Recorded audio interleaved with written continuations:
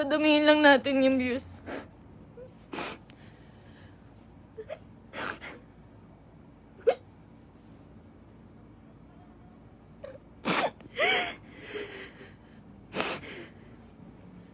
Magsasalita na po ako. Magsasalita na po ako.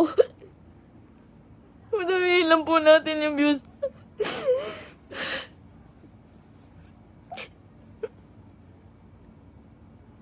Magsasalita na po ako.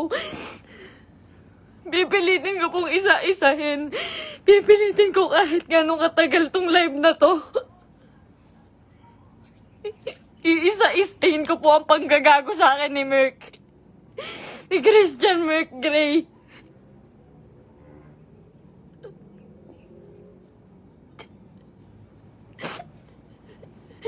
Ginago po ako ng taong yon. Ginamit po ako ni Christian Merc Gray. Lahat po nang nangyayari sa lahat ng video namin, mula umpisa hanggang ngayon, scripted. Lahat po yun sinunod ko dahil mahal ko siya. Dahil gusto ko ibigay yung buhay na gusto niya. Kung magtataka po kayo kung bakit maraming nawawala sa amin sa Team Merpay dahil sa kanya. Dahil po sa ugali ni Merc. Napakademonyo po ng ugali ni Merc. Ginago niya po lahat.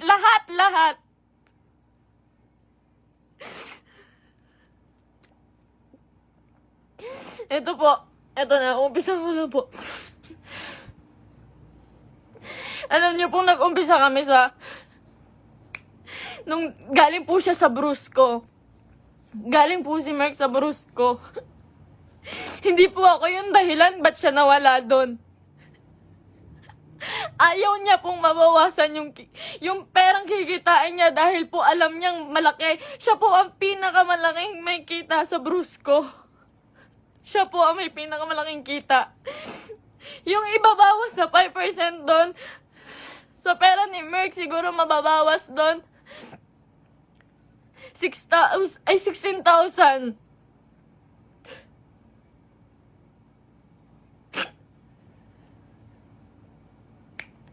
Lahat po ng kaibigan niya, ginamit niya. Hindi ko na po kasi kaya eh.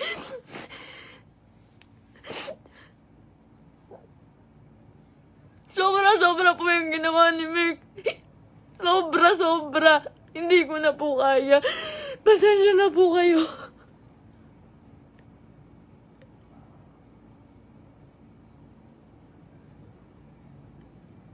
Napakawalang hiyang tao niya ni Merc. Lahat po ginago niya, pamilya ko. Lahat po ng tao sa paligid niya, ginamit niya po. Scripted po lahat ng nangyayari. Sinusunod ko po siya. Kung makikita niyo po, lahat po ng video namin, puro bastos dahil po yun sa kanya. Ayoko po nun, walang may gusto nun. Kayo na pong bahala kung maniniwala kayo ngayon. Wala pong may gusto nun. Lahat po binigay ko sa taong yun.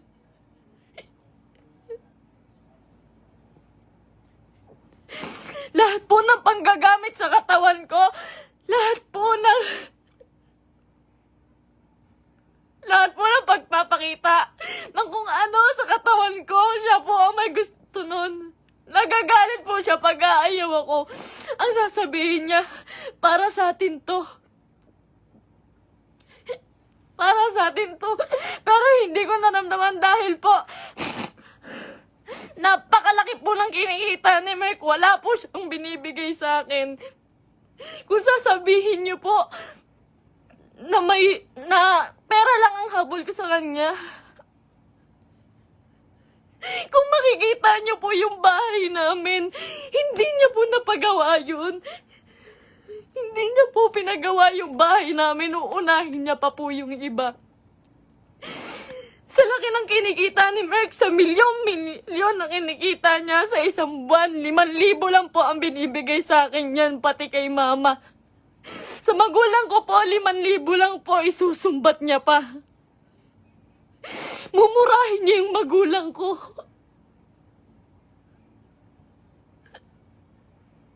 Sasabihin niya, manang-mana ka sa magulang mo. Ang bobobo niyo. Lahat kayo plastic. Ginaganon niya po yung magulang ko, hindi ko na po kaya.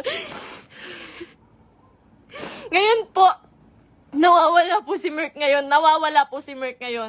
Lahat po ng nangyari scripted po. Scripted. Tinatago po ako ni Merc. Tinatago niya po ako.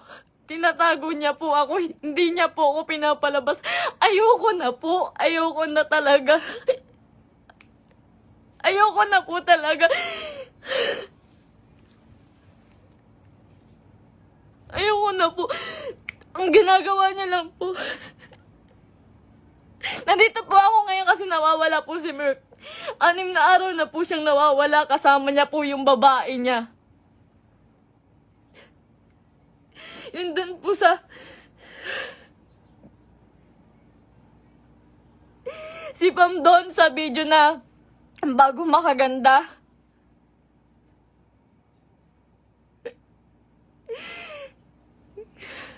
Huwag niya po sisihin yung kambal doon, si Chen Chen tsaka si Tantan.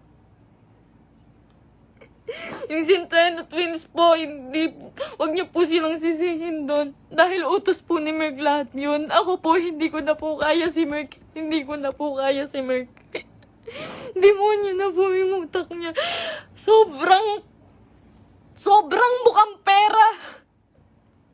Sobrang bukang pera ni Merc. Lahat ng tao ginagago niya.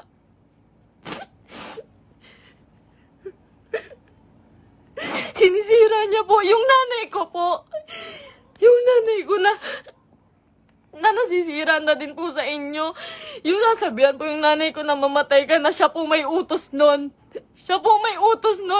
Ginagawa niya pong robot yung pamilya ko dahil sa akin na lang po tumitingin yung pamilya ko. Ba't nila sinusunod si Merc? Kada pupunta po sila sa bahay, may pagkain na sila, maghihintay kami ng script niya. Magagalit pa po yan pag nagkakamali ako. Pag may mali po ako nasasabi, pag kailangan ulitin ng video, magagalit pa po yun. Lahat po ng video namin, scripted. Dahil po sa kanya. Sobrang abusado. May babae po si Merc ngayon.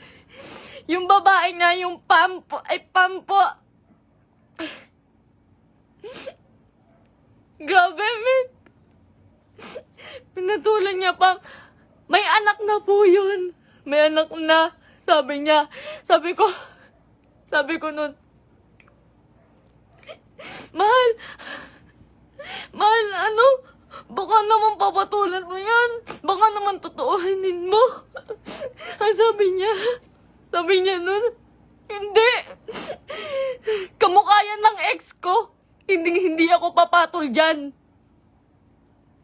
Ginagago niya yung babae sa akin. Sinisira niya. Sabi niya, tanginang mukha yan. Papatulan ko ba yan? May anak na.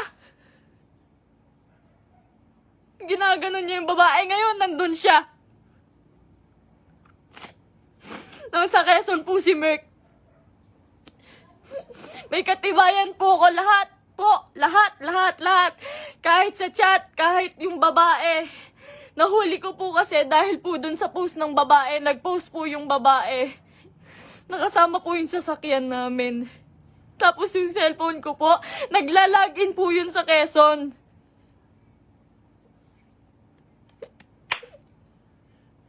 Lahat po ginawa ko kay Merc, pasensya na po kayo.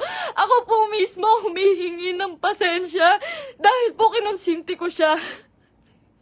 Mahal ko lang po talaga. Ngayon lang ako natauhan. Sobrang dami kong kaibigang nilayuan. Pamilya dahil ayaw nila ng video namin ni Merc. Sobrang Ang dami ko pong nilayuan. Wala po akong kaibigan ngayon. Wala po akong kahit sino ngayon. Dahil kay Merk, dahil iniingatan ko po siya.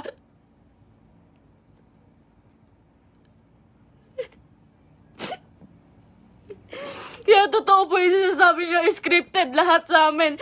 Scripted lahat ng buhay na binigay sa akin ni Merk. Lahat po ng pera niya sa kanya lang po. Sa laki po ng pera niya, nagkakautang pa po siya. Sobrang sama, sobrang samang tao. Ultimo shampoo namin, sabon namin, ako pa bumibili. Grabe po, pambabastos sa akin ni Merk. Hindi niya po ako nirespeto.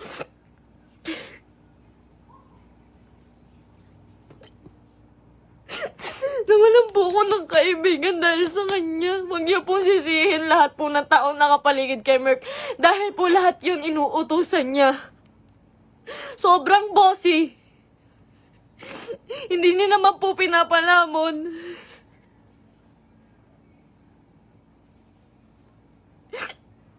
Hindi ko po expect na darating po talaga to. So, ilang beses na rin po ako niloko ni Merk about sa babae. Nung una, pumatol siya sa kaibigan ko. Pangalawa, pumatol siya sa pan.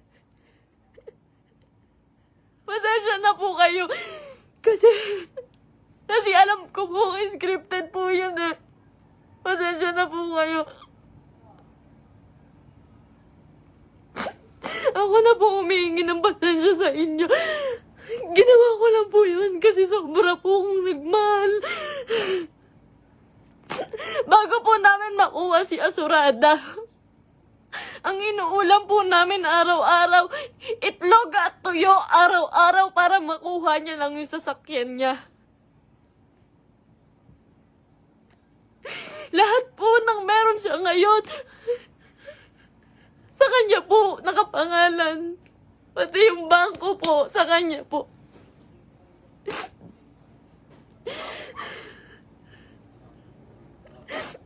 Paghihingi po ako sa kanya, hindi po yun magbibigay. Ultimo sarili kong damit, ako pa bumibili. Sa isang buwan po, 5,000 lang ang binibigay niya sa pamilya ko. Tapos susumbatan niya pa.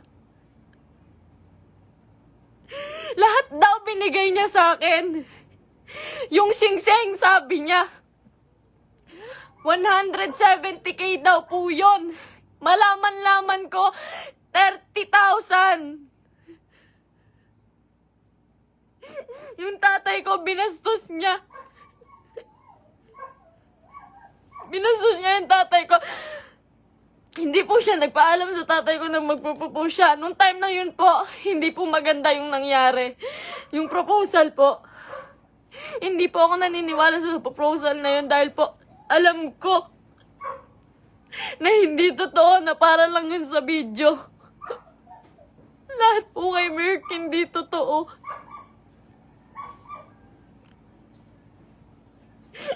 Yung buhay niya, yung pagkatao niya, yung buhay na binigay niya sa akin, hindi po yun totoo.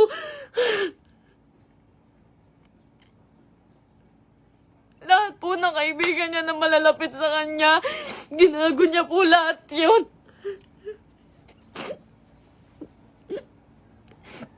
May nakakita po sa kanila dito sa Naik. Flex niya pa po pala yung babae kahit kanino. Pinakilala niya pa kung kani-kanino dito sa Naik. Sa mga taong malapit sa akin. Hindi niya alam.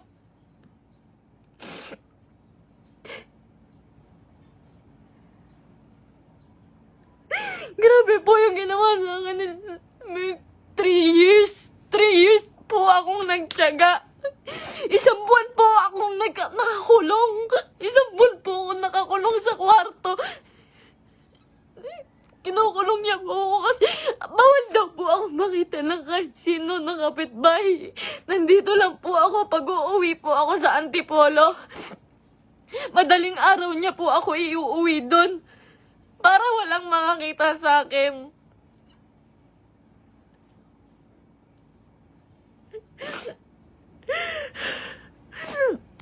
Lahat po ngayon suko na kay Merk. Nung isang araw po nasa ospital ako kasi nagtake po ako ng anxiety. Sobrang depressed na po. Sobrang depressed na po. Hindi niya alam yun. Hindi niya alam na naghahanap ako sa kanya. Kahit saan naghahanap po ako. Naghahanap ko siya eh. Kasi mahal ko po siya eh.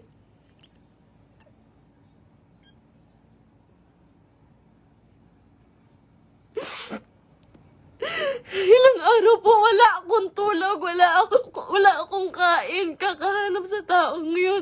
Tapos malaman ko na kasama niya yung babae. Huwag niyo pong sisisihin yung mga tao sa paligid niya dahil siya po ang naggawa nitong gulong to. Huwag niyo sisihin si Kuya Mark, yung Centennial Twins. Kahit sino. Siya po ang gumawa nito. Sobrang boss po ni Merk. Sobrang pa-boss po. Sa lahat po ng video, kung makikita niyo po, lantad na lantad yung suso ko para lang mapanood ng mga tao.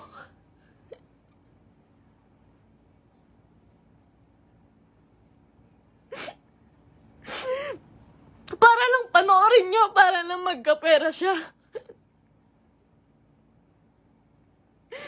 Lahat po ng taong nawala po sa amin, hindi ko po masisisi. Eterners TV, Brusco, Arnold, Tatay Onin. Marami pa pong nawala sa aming mga kaibigan dahil po sa kanya. Dahil hindi po nila kaya. Hindi po nila kinakaya si Merk. Nagmahal lang po ako. Pasensya na po. Pag mag-short film po kami, magkamali lang po ako ng unti. Nangina naman mahal, galingan mo naman. Pati po pagkapahulog ko po sa hagdan, hindi po yun totoo. Ang sakit po ng katawan ko nun pagtapos. Ginawa ko yun sa kanya nung nagpakahulog ako sa hagdan.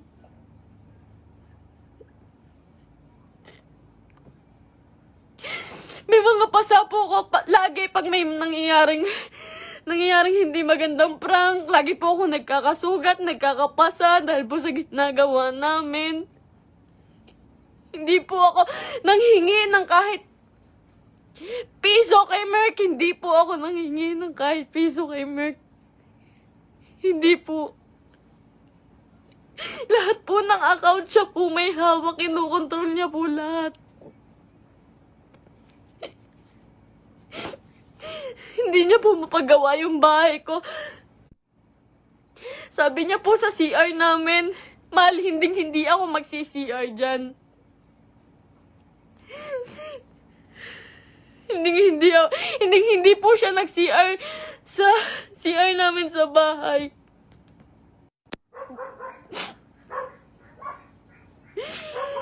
Pero hindi niya po yun mapagawa.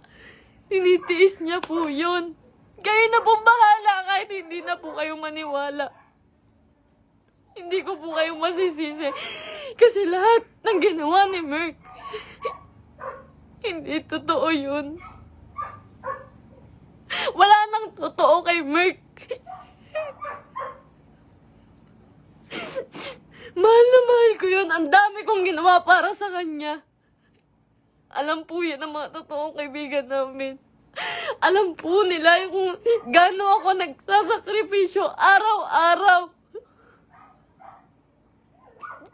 Napakarami niya pong pera, pero ang dami niya rin pong utang. Hindi ko na po alam kung saan niya pinupunta yung mga pera. Kung makikita niyo naman po kasi sa mga video namin, wala po talaga akong hawak na May mga pangalan na damit, may pangalan na sapatos. Lahat po yun ako lang. Ako lang po. Uutang pa po ako sa ibang tao, magkapera lang. Lagi po akong umuutang sa ibang tao, magkapera lang.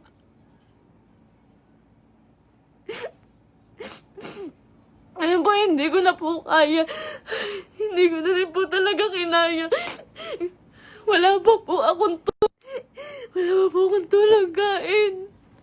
Na-hospital pa po ako. Hindi po ako nagmamakaawa sa inyo. Wag po kayong maaawa sa akin. Gusto ko lang naman po sabihin sa inyo yung totoo. Kasi ayoko na pong may mga taong masaktan. Ayoko na pong... Hindi ko po kasi talaga kaya yung mga bash. Hindi ko po yun kaya. Nag-aaral po ako noon. Pinatigil niya po ako sa pag-aaral para lang po sa video. Yung pangarap niya po yung sinunod namin eh. Yung pangarap niya, tinabi ko na po yung pangarap ko. Grabe yung sakripisyo ng pamilya ko. Grabe. Sasabihin niya, yung nanay mo, plastic. Yung nanay mo, sa Cebu po. Sa Cebu, hindi siya nahiya. Hindi po siya nagbigay ng kahit ano, na kahit piso lang doon sa tiniran namin. Iniwan niya po ako doon para lang po sa babae. Sabi niya po may sponsor. Iniwan niya po ako sa Cebu. Magkasama po kami doon isang araw po. Ang usapan po, 1 linggo po kami doon. Kasi po pupunta na po kaming Canada. Mas malaki po kasi yung kita sa Canada. Kaya po kami pupunta ng Canada, pero hindi ko na po kaya.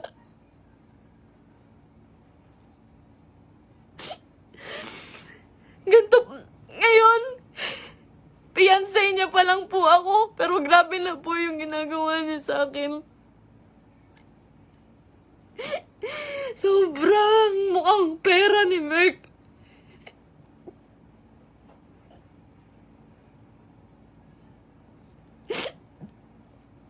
Magalit na po kayo sa akin, pero ginawa ko lang po yun kasi mahal ko po yung tao. Pasensya na po.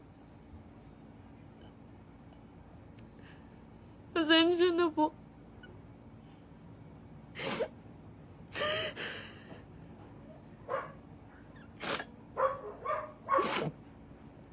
Ngayon po, wala pa rin po si Merk.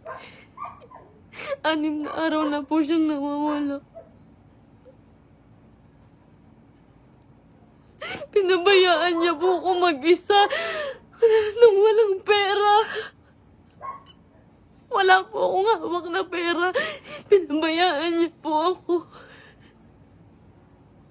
Iniwan niya po ako.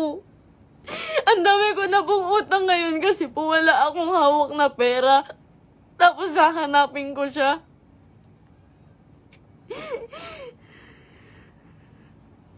Masakit po kasi lalo eh. Fiancé na po kasi ako eh.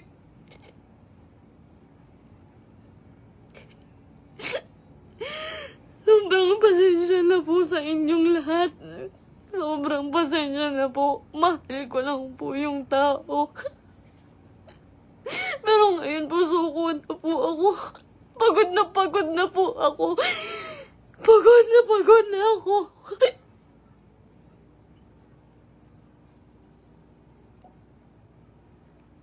Pasensya na po.